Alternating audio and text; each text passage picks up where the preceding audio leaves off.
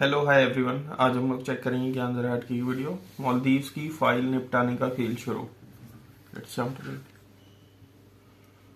दोस्तों जय हिंद, वंदे मातरम। मेरा नाम है सौरभ मशहूरी और आप देख रहे हैं ज्ञान जराट की। और आज इस वीडियो में हम लोग बात करने जा रहे हैं लक्षद्वीप के बारे में, क्योंकि जैसे कि हम सभी लोग जानते हैं कि भैया आज से 2 दिन पहले भारत के जो प्रधानमंत्री यानी कि जो नरेंद्र मोदी जी हैं, इन्होंने ऑल ऑफ द सडन ना सिर्फ लक्षद्वीप का दौरा किया बल्कि भारत के लोगों को ये आह्वान भी किया कि अगर आपको समुद्री इलाका, टापू, क्लीन बीचेस ये चीज घूमने के लिए पसंद है तो विदेशों में घूमने जाने से पहले आपको एटलीस्ट एक बार आपके अपने देश में ये जो लक्षद्वीप नाम का द्वीप समूह है इसे कंसिडर करना चाहिए। द्वीप की सुंदरता को शब्दों में समेटना बहुत मुश्किल है।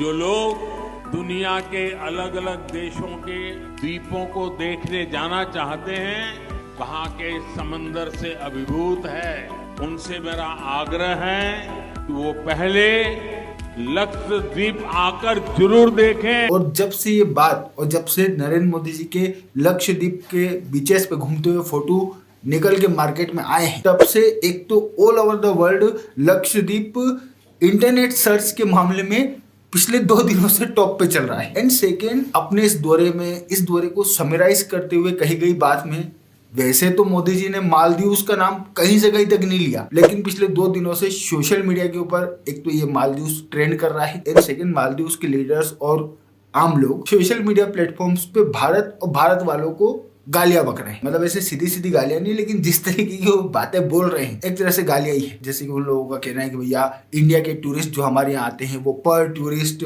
$970 ही खर्च करता है, जबकि यूरोप का जो टूरिस्ट है वो $2400 खर्च करता है। हम लोगों को इंडिया के टूरिस्ट वैसे भी नहीं चाहिए, फलाना ढिमकाना, इस टाइप की बातें कर रहे हैं। और आप लोगों को विश्वास नहीं होगा, लेकिन ये जो भूखे नंगे लोगों का देश है, इस देश की भूखी नंगी आबादी भी आटे की लाइन में खड़े होके इंटरनेट से फोटोज कॉपी करके ट्वीट करके ये लिख रहे हैं कि साहब this is my Maldives trip, Maldives is so lovely, I will definitely visit again. वो भीख में मिला हुआ आटा पहले घर रख के आएगा ना, उसके बाद में फिर मालदीव का टिकट खरीदने जाएगा। सो इस टाइप की चीजें हो रही। मतलब अगर मैं मोटी मोटी बात करूँ तो नरेंद्र मोदी जी का ये जो लक्षद्वीप का दौरा है, इसे भले ही मोदी जी लक्षद्वीप का टूरिज्म प्रमोट करने के तौर पे पेश कर रहे हो, लेकिन ये वो जियोपॉलिटिकल तीर है जो सिर्फ निशाने पे नहीं लगा बल्कि निशाने के आर पार हो गया है। अच्छा, वैसे तो आज का जो टॉपिक है ये एक बहुत अलग तरीके से प्रेजेंट करने के मकसद से मैंने रिपोर्ट बनाई थी, लेकिन अभी ये कैमरे का रिकॉर्ड बटन दबाने और पिछले 2 मिनट में मैंने जो कुछ भी बोला है वो सब कुछ बोलने के बाद मेरे दिमाग में एक बहुत बेहतरीन पर्सपेक्टिव आया है, और मेरे हिसाब से आप वो पर्सपेक्टिव सुनो, आपको मजा आ जाएगा। इस लक्षद्वीप को बेस बना के हमारे जो मौजूदा प्रधानमंत्री यानी कि नरेंद्र मोदी साहब हैं, ये मालदीव्स की फाइल निपटाने के चक्कर में, और फाइल भी ऐसी निपटेगी, ये लोग भले ही आज ट्विटर पे ट्वीट कर रहे हो कि साहब लक्षद्वीप के हमारे आंकड़े ये हैं, भारत वाले इतना कम पैसा खर्च करते हैं, हमको यूरोप की टूरिस्ट चाहिए। मैं आपको अभी एक्सप्लेन करूंगा। भारत अगर चाहे ना तो विद इन 6 मंथ भी मैं बहुत ज्यादा बोल रहा हूँ, ये 30 दिन में सड़क पे आ जाए। और मोदी जी ने ये जो चाल चली है, मतलब ये मालदीव्स वालों को लिटरली समझ में भी नहीं आ रहा है अभी कि ये कितनी बड़ी मुसीबत में फंस चुके हैं, उन्होंने कितनी बड़ी दुश्मनी मोल ले ली है भारत से। अब वैसे तो मेरे हिसाब से आप लोगों को पता होगा, बट फिर भी थोड़ा सा कॉन्टेक्स्ट दे देता हूँ मैं आप लोगों को।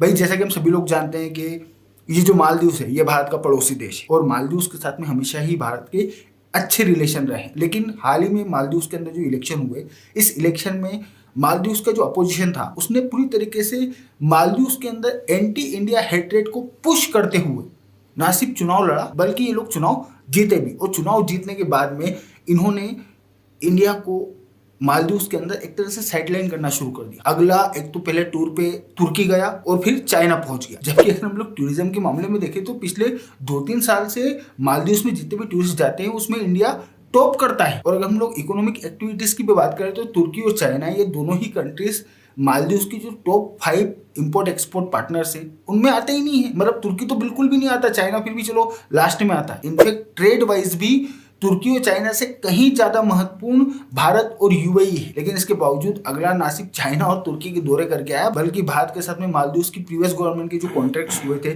उनको अगला कैंसिल भी कर रहा है, जिस पे हम लोग ऑलरेडी वीडियो बना के बात कर चुके हैं। सो भाई साहब ने पूरी तरीके से मन बना लिया है कि कैसे भी करके मालदीव से इंडिया को पूरी तरीके से निकालना है। और यहाँ पे चाइना और तुर्की जैसे जो एंटी इंडिया कंट्री हैं इनको लाके बिठाना है। मतलब अगले ने खुद आगे रह के भारत के साथ में जंग शुरू करी है। जंग बोले तो एक तरह से कोल्ड वॉर। और मोदी जी ने लक्षद्वीप वाला ट्रिप करके ऑब्वियस सी बात है जंग का निमंत्रण स्वीकार कर लिया है। और सच कहूं तो देखो यार, वैसे तो मैंने इससे पहले भी कई बार मोदी गवर्नमेंट, हमारे फॉरेन मिनिस्टर और हमारे जो डिप्लोमेट्स हैं उनकी तारीफ करी है, लेकिन दिल से, दिमाग से और पूरी ईमानदारी से बोल रहा हूँ कि साहब, जिसने भी ये लक्षद्वीप वाली चाल सोची है मोदी गवर्नमेंट के, जिस पर्सन ने भी, जिसके भी दिमाग की ये उपज है, यहाँ ये जियोपॉलिटिकल शतरंज पे भारत सरकार की इस चाल के बाद में मालदीव्स के पास चलने के लिए कुछ भी नहीं बचा। भारत के अंदर मालदीव्स के जो छर्रे हैं और चाइना के जो छर्रे भारत के अंदर बैठे हुए हैं, आने वाले 1-2 महीने में हम लोगों को भारत के अंदर इन लोगों की तरफ से सेव लक्षद्वीप के कल्चर को बचाना है, वहाँ रहने वाली मुस्लिम आबादी को बचाना है, उनके कल्चर को बचाना है, डेवलपमेंट मत करो वहाँ पे, इस टाइप की मुहिम हम लोगों को देखने को मिल सकती है। मैक्स टू मैक्स ये हम लोगों को देखने को मिलेगा, बट इससे ज़्यादा ये झंडू कुछ भी नहीं कर पाएगा। Let me explain. भाई मालदीव्स जो है, मालदीव्स को एकदम बिल्कुल टाटा बिरला टाइप बहुत पैसे वाला देश तो है नहीं, चाइना के डेब्ट ट्रैप में फंसे हुए लोग हैं, और इनको डेब्ट ट्रैप से निकालने का काम और इनकी इकोनॉमिक हेल्प कौन कर रहा है?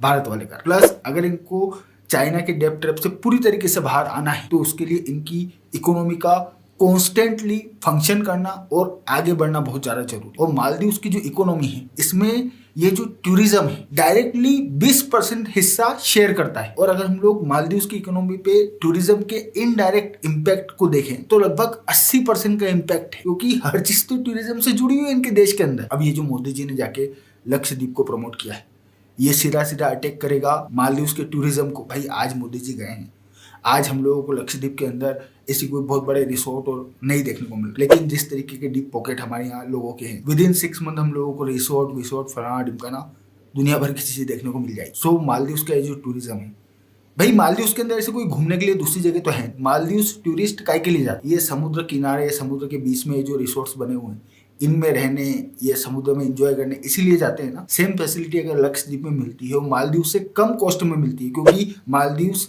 वाकई में बहुत ज्यादा एक्सपेंसिव है, हर चीज के लिए लोग एक्स्ट्रा पैसा चार्ज कर रहे हैं। सो अगर सेम चीज लक्षद्वीप में कम पैसे में मिलती है तो मैं ऑब्वियसली बात है ये नहीं कह रहा कि भाई सारे के सारे मालदीव्स के टूरिस्ट लक्षद्वीप आने लग जाएंगे, लेकिन लक्षद्वीप में टूरिस्ट का नंबर धीरे धीरे करके इंक्रीज हो जाए। और लक्षद्वीप में जो टूरिस्ट का नंबर इंक्रीज होगा, ये परसेंटेज कटेगा कहाँ से?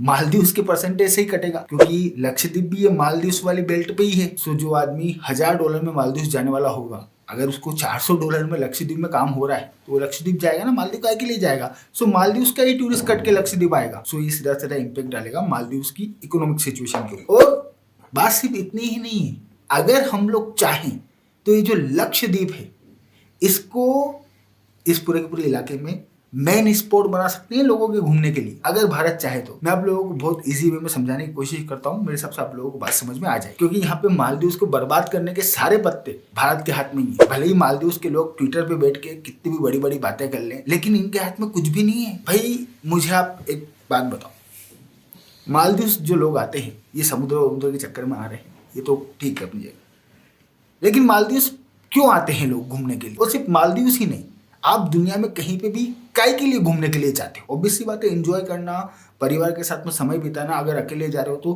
खुद के साथ में समय बिताना, अच्छी जगह पे बैठना, एंजॉय करना, यही मकसद होता है। लेकिन हमारा ये जो पूरा ट्रिप होता है, कहीं पे भी अगर हम लोग घूमने जाते हैं तो उस ट्रिप में सबसे ज्यादा महत्वपूर्ण चीज क्या होती है? मतलब कहीं का भी ट्रिप बनाने से पहले सबसे महत्वपूर्ण पॉइंट हमारे माइंड में क्या आता है? ऑब्वियसली बात है सेफ्टी मस्ट है। अगर प्लेस सेफ है तो ही आदमी अपने परिवार के साथ में वहां पे घूमने के लिए जाएगा, अदरवाइज तो फिर भले वहां पे स्वयं बराक ओबामा पूजा की थाली हाथ में लेके आपके स्वागत के इंतजार में खड़े हों, अगर जगह सुरक्षित नहीं है तो आप अपने परिवार को लेके वहां पे किसी कीमत पे नहीं जाने वाले। और यही तो चाबी है। भाई मालदीव्स कोई बहुत ताकतवर देश तो है नहीं। 2 तरीके हैं जिससे हम लोग मालदीव्स के अंदर सिक्योरिटी सिचुएशन खड़ी कर सकते हैं। पहला तरीका तो इस्लाम। भैया ये जो मालदीव्स है, अगर आप लोग लास्ट 10 साल में मालदीव्स की जो इस्लामिक हिस्ट्री है उसको पढ़ोगे तो आप लोगों को ये बात समझ में आ जाएगी कि लास्ट 10 साल में मालदीव्स के अंदर ये जो इस्लामिक रेडिकलाइजेशन है ना, ये बिल्कुल अपने टॉप फॉर्म में चल रहा है। पूरे के पूरे साउथ एशिया में से भी ISIS में शामिल होने के लिए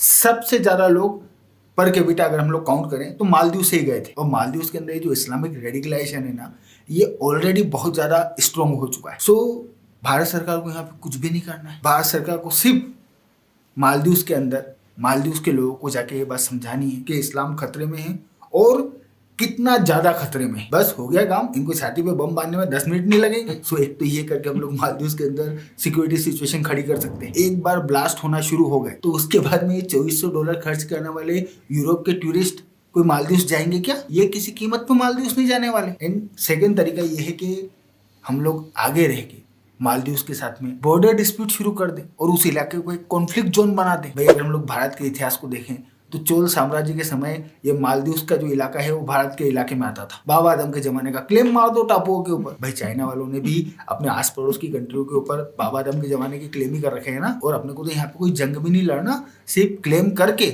और अपनी आर्मी वहां ले जाके खड़ी कर दो टापुओं पे। जय राम जी की। अब मालदीव वाले आके लड़ने से तो रहे, क्योंकि अगर ये आके लड़े तो उस सिचुएशन में भी इनके टूरिस्ट जा रहे हैं। इनके मित्र आके लड़े तो उस सिचुएशन में भी टूरिस्ट जा रहे हैं। यूएन वाले आके लड़े तो उस सिचुएशन में भी टूरिस्ट जा रहे हैं। भाई लड़ाई शुरू होते ही अगले ही दिन अखबार में खबर छपेगी कि मालदीव में हॉस्टाइल माहौल, भारत और मालदीव के बीच में जंग शुरू, गोलियां बरस रही है, बम गिर रहे हैं। जितने टूरिस्ट हैं सबकी टिकटें कैंसिल हो जाएगी। एक आदमी घूमने नहीं आए। और युद्ध तो बहुत एक्सट्रीम सिचुएशन बोल रहा हूं मैं। हम लोगों को सिर्फ इनके टापों को क्लेम करके वहां पे अपनी हथियारबंद आर्मी को डिप्लॉय करना है। और अगर हमारी गवर्नमेंट और हमारी फॉरेन मिनिस्ट्री कॉन्स्टेंटली यही मैसेज देती रहती है ग्लोबल लेवल पे कि भैया भारत हर सूरत में इन टापों को लेके रहेगा, चाहे उसके लिए हमें जंग लड़ना पड़े। कौन टूरिस्ट आ रहा है इनके यहाँ? भाई किसी भी वक्त जंग शुरू हो सकती है, ऐसे में कौन घूमने आएगा वहां पे? और ये जवाबी कार्रवाई में क्या कर लेंगे? कुछ भी नहीं कर सकते। भाई मेन लैंड इंडिया को तो ये लोग टारगेट नहीं कर सकते। इनके सबसे करीबी है लक्षद्वीप, जहां पे आज की तारीख में इकोनॉमिक एक्टिविटीज और टूरिज्म वैसे भी जीरो है। और इंडिया की इकोनॉमी ऐसे किसी वन सेक्टर पर डिपेंड भी नहीं करती, लेकिन इनकी तो पूरी दुनिया उजड़ जानी है। तो इनका टेटवा भारत के हाथ में है। और मोदी जी ने लक्षद्वीप का दौरा करके अगले को सीधा सीधा मैसेज दे दिया कि बेटा किसी भी दिन टेटवा दबा देंगे, बिल्कुल तेज चलने की जरूरत नहीं है। क्योंकि अगर हम लोग लक्षद्वीप के अंदर ये टूरिज्म वाला पूरा का पूरा इंफ्रास्ट्रक्चर डेवलप करने के बाद में मालदीव के अंदर हॉस्टाइल इन्वायरमेंट क्रिएट कर देते हैं, जो ये तो मैंने 2 एग्जांपल दिए, 50 तरीके क्रिएट करना कोई बहुत बड़ी बात नहीं है। उसके बाद में क्या, फिनिश, खत्म खेल। सो मेरे हिसाब से भाई साहब में थोड़ी बहुत बुद्धि होगी और हम लोगों को शायद ये मोदी जी का जो कदम है इसके बाद में भाई साहब के तेवर नरम पड़ते हुए नजर आएंगे। और 1 महीने या 1.5 महीने में हम लोगों को मे भी पॉसिबल भाई साहब का भारत का दौरा भी देखने को मिल सकता है। बाकी तो मैं हूँ आपका दोस्त सरोवर।